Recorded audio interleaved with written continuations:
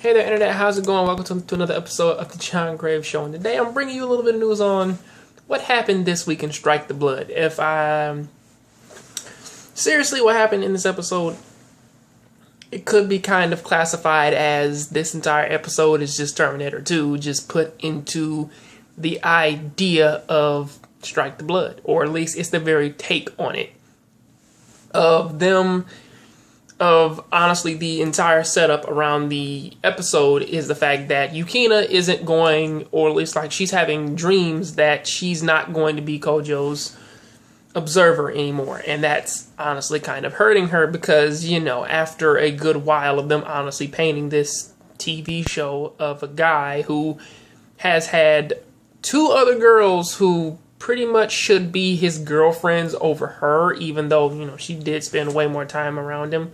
And that's only because, you know, she's kind of been barging her way around actually being around him and everything. Aside from that, that is what the entire focus of this supposed ending arc is. The idea that Yukina has this thing in her mind in which that Kojo, he doesn't want her around anymore, and that she possibly has to go back to, she's not going to be his observer anymore again. And there is no better way for them to kind of solidify that than with the ending and what they did for the end of this episode. Excuse me, but let me get into the Terminator 2 part of this episode, which pretty much kind of sucked away every single bit of mystery as soon as it started, along with even with this girl who looks exactly like Yukina, just came from the future. Again, using the same type of Terminator 2 type of teleportation. She's butt naked. There's this circle of light around her and lightning. And then she's just normal. And then she attacks her, steals her uniform, and then goes out. What's actually funny to me, though, is the fact that nobody notices that this isn't Yukina because of, you know, even though she has the same face. I always wonder, how come nobody can ever tell her eye color is different? How come nobody can tell like that her chest is actually a little bit bigger? They never really get this, or by the fact that she's calling all of her friends by names, which that the normal Yukina normally doesn't do. You know, and she's telling them things about their future, such as, like, she's saying that Yase is gonna, like, have, like, thick hair, and that he's gonna be fat in the future, or that Asagi's going to be a doctor, or that Nagisa is her aunt, or stuff like that, or that Nahatsuki, she hasn't grown in over, like, so many years now, and it's like, you just gave this away. We know who that is.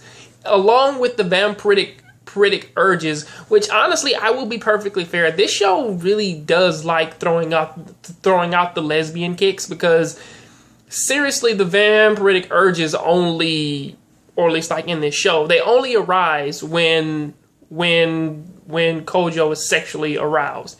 And as she's talking about Asagi, which that they do kind of make this a big ass thing of her talking about Asagi, she just happens to get a nosebleed, and it's like, oh, okay, so there were better ways to tell us that she was a vampire. But then again, me thinking about it, this show really doesn't have any other male characters in it, so really, you know, her honestly being interested in Yase is unthinkable, and it's really, really, really strange for her, man, to be talking about Kojo in that sort of sense. So really, the two guys are out, so hey, just have her ogle one of the women. It's no problem.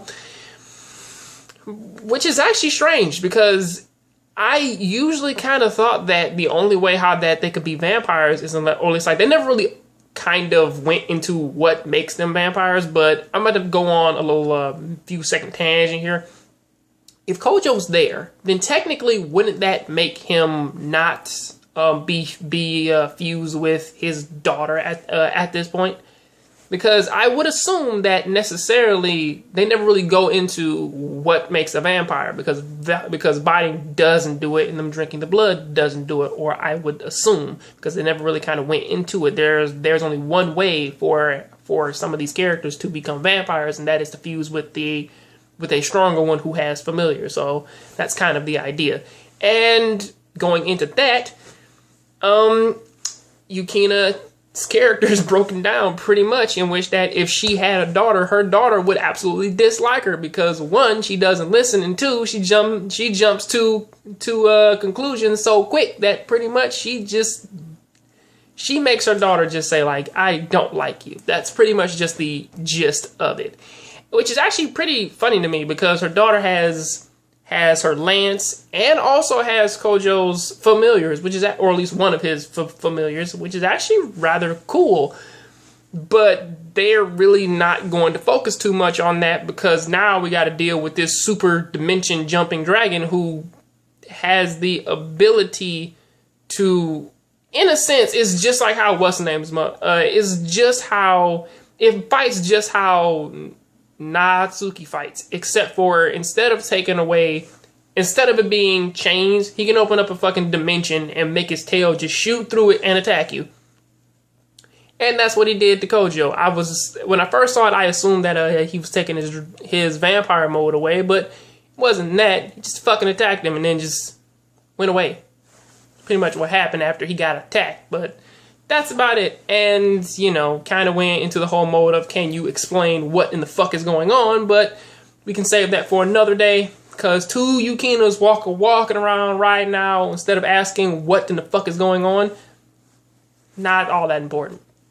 But, hey, later on in the episode, how this episode did end, just how it started, what's the name? She got out of leather from the Lions organization and left us on a cliffhanger thing of them telling her, yes, you have to come back to get some training or we need to talk to you.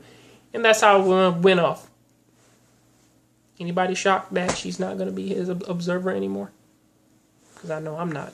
But, hey, they probably might do something different. Till then, I'll catch you guys on the next John Graves show. So please tell me what you think about this episode. Tell me down there in the comment section. Sorry for making this video over 7 minutes. And I'll catch you guys on the next John Graves show. So please keep watching anime, keep playing video games. I am out.